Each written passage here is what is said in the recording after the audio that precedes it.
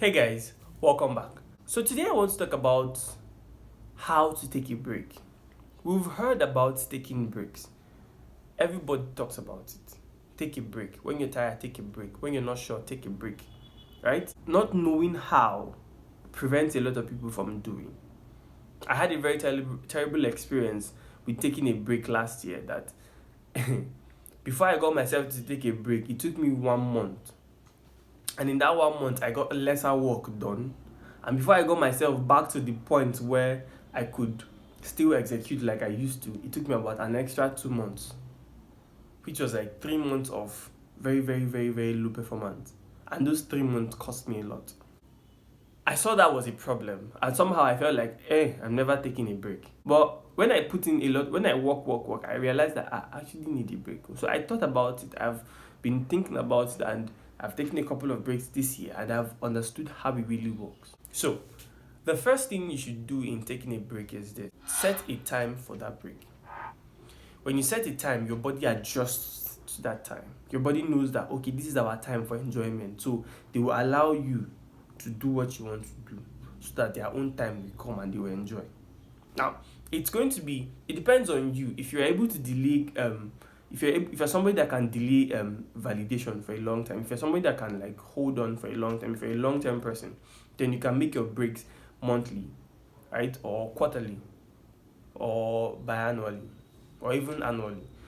If you're not, you can make your breaks weekly.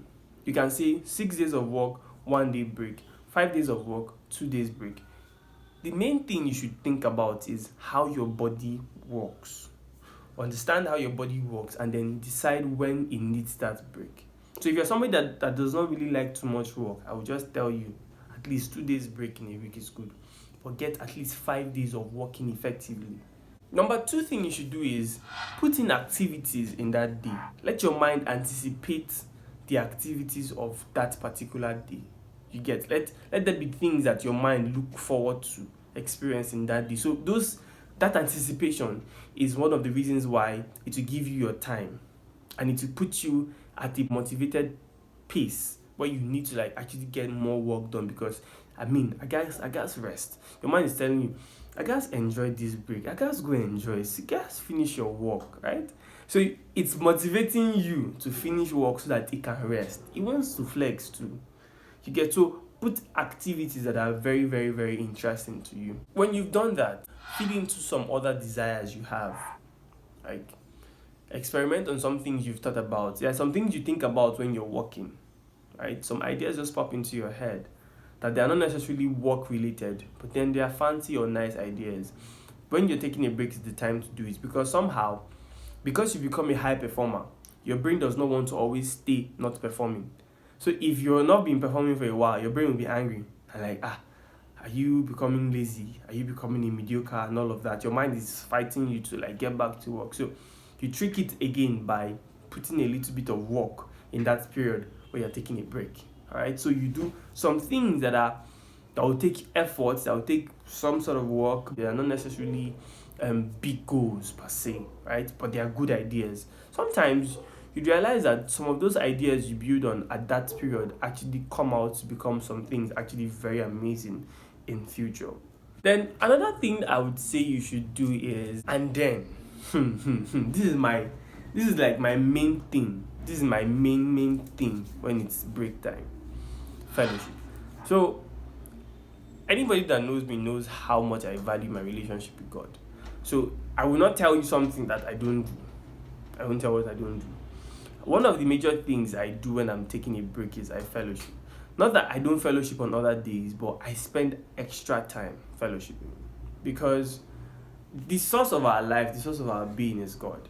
So it's only fair for you. It's not changing God. You're not helping God, you're helping yourself. It's only good for you that you reconnect to your source.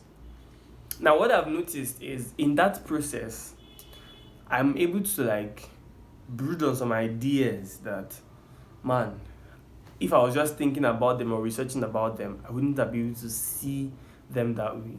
It happens to me a lot, right? So I value that fellowship.